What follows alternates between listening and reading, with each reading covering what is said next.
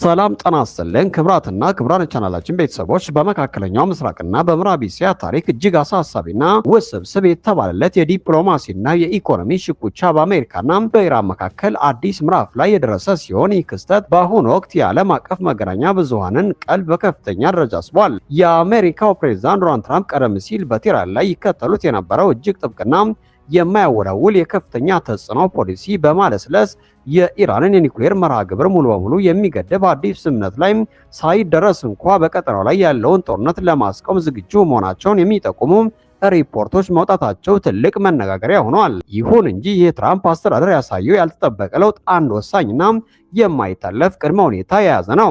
እሱም ቴህራን ለዓለም አቀፍ የነዳጅና የንግድ ፍሰት ዋነኛ የደም ስር የሆነውን የሆርሙዝ ወሽመጥን ደህንነት ሙሉ በሙሉ እንድታረጋግጥና ለትራፊክ ክፍት እንድታረግ መፍቀድን ያካትታል። ትራምፕ አሜሪካ ጉዳዩን እጅግ ረገብ ባለ መልኩ እያየችው እንደሆነ በይፋ ቢገልጹም በኢራን በኩል ግን የተሰማው ምላሽ እጅግ የጠበቀና ዲፕሎማሲያዊ እምቢተኝነት የተሞላበት ነው። የኢራኑ ፕሬዝዳንት መሱድ ፔዜሽኪያን ለዋሽንግተን በላኩት ግልጽ መልእክት ኢራን ለማንኛውም አይነት ወታደራዊም ሆነ ኢኮኖሚያዊ ጫና እጅ እንደማትሰጥና ሉዓላዊነቷን አሳልፋ እንደማትሰጥ በጽናት አስታውቀዋል።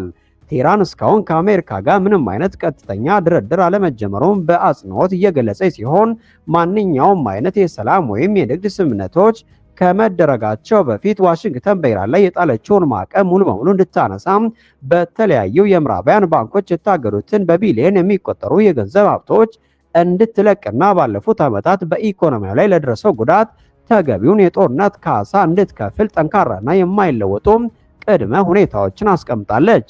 በዚህ መሃል በኦማን አሸማጋይነት በሆርሙዝ ወሽመጥ በኩል አዲስ የባህር መተላለፊያ መስመር ለመዘርጋት የሚደረገው የሁለትዮሽ ድርድር የተወሰነ መሻሻል ቢያሳይም የኢራን ባለስልጣናት ግን የዚህ መስመር ደህንነት መጠበቅና ሙሉ በሙሉ መከፈት በቀጥታ ከአሜሪካ የፖለቲካና የኢኮኖሚ ስምምነቶች መሻሻል ጋር የተያዘ መሆኑን በመግለጽ ወሽመጡን እንደ ትልቅ የዲፕሎማሲ መደራደሪያ ካርድ እየተጠቀሙበት ይገኛሉ።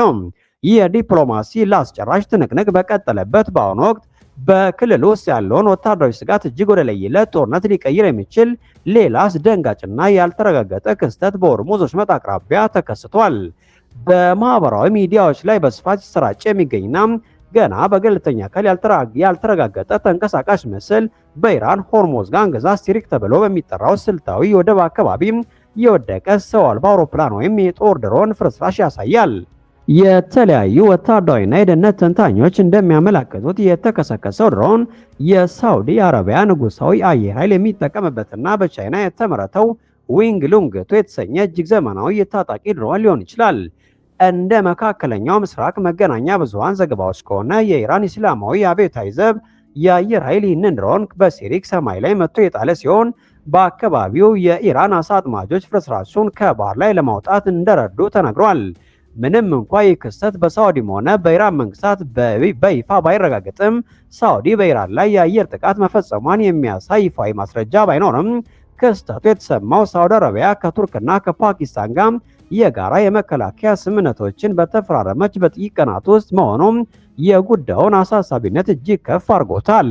ይህ ሳውዲ የፈረመችው ስምምነት እንደ ኔቶ አይነት የአንድ ወገን ጥቃት የሁለቱም ወገኖች መካከል የሚያስገድድ ጠንካራ ወታደራዊ ህብረት ሲሆን ይህ የድሮን ክስተት እውነት ሆኖ ከተገኘ በቀጠና ውስጥ በኢራንና በሳውዲ መሪነት ባለው የኃይል አስተላለፍ መካከል አዲስና ከባድ ወታደራዊ ግጭት ሊቀሰቅስ ይችላል። ተመልካቾቻችን ይህንን እጅግ አሳሳቢና ዓለም አቀፍ እንድምታ ያለውን ሰበር ዜና ዝርዝር መረጃዎች በቀጣይነት ለመከታተል ቻናላችንን ሰብስክራይብ በማድረግና የደውል ምልክቱን በመጫን አዳዲስ መረጃዎችን በፍጥነት እንዲያገኙ እንጋብዛለን። እናንተስ በዚህ የትራምፕ ፖሊሲ ለውጥና የኢራን ጽናት ላይ ባልተረጋገጠው የሳውዲ ድሮን መውደቅ ዙሪያ ምን ትላላችሁ? አስተያየታችሁን በኮሜንት መስጫ ላይ ያጋሩን። በመጨረሻም አሁን የተመለከትነው ያለው በዋሽንግተን በቴህራንና በሪያድ መካከል ያለው መጠነ ሰፊ የፖለቲካና የወታደራዊ ሽኩቻ በቀጠናው ላይ ብቻ ተወስኖ የሚቀር ጉዳይ ሳይሆን በመላው ዓለም ላይ የራሱን ከፍተኛ ጥላ ማጥላቱ የማይቀር እውነታ ነው።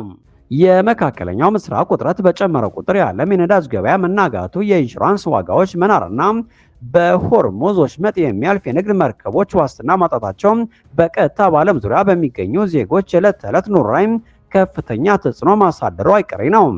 የዶናልድ ትራምፕ አስተዳደር የኒውክሌር ጉዳይን ወደ ጎን ትቶ የሆርሙዝ ወሽመጥን ክፍት ለማድረግ ማቀዱ የንግድና የኢኮኖሚ ጥቅሞችን ለማስጠበቅ የሚደረግ የሪል ፖለቲካ ስልት መሆኑን ያሳያል።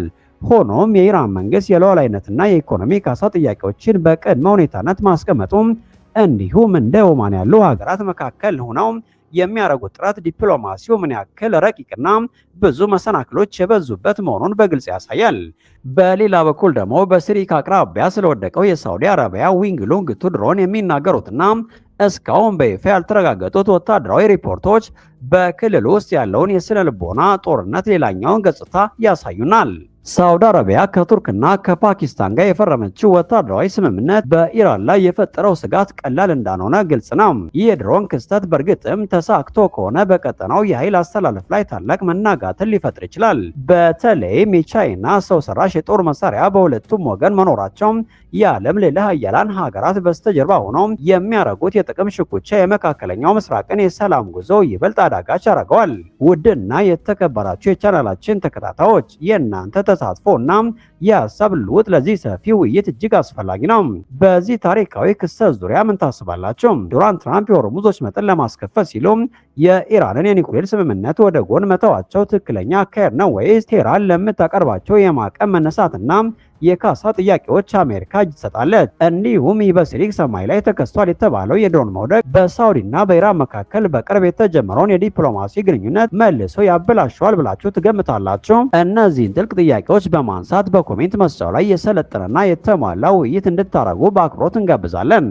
እንደነዚህ ያሉ ወቅታዊ ገለልተኛና ታማኝ መረጃዎችን በጥልቀት የሚመረመሩ ዘገባዎችን በየቀኑ ለማግኘት የዩቲዩብ ቻናላችንን ሰብስክራይብ ማድረጋችሁን የቪዲዮውን ቀጣይ ክፍሎች እንዳያመልጣችሁ የደውል ምልክቷን መጫናችሁና ይህንን ቪዲዮ ለሌሎች የጂኦግራፊ ተንታኞች እንዲደርስ ሼር ማድረጋችሁን አትዘንጉም። የእናንተ ድጋፍና እኛን መከታተል በቀጣይነት ጥራት ያለውን ዘገባዎች ለማቅረብ ትልቅ መነሳሳትን ይፈጥርልናል።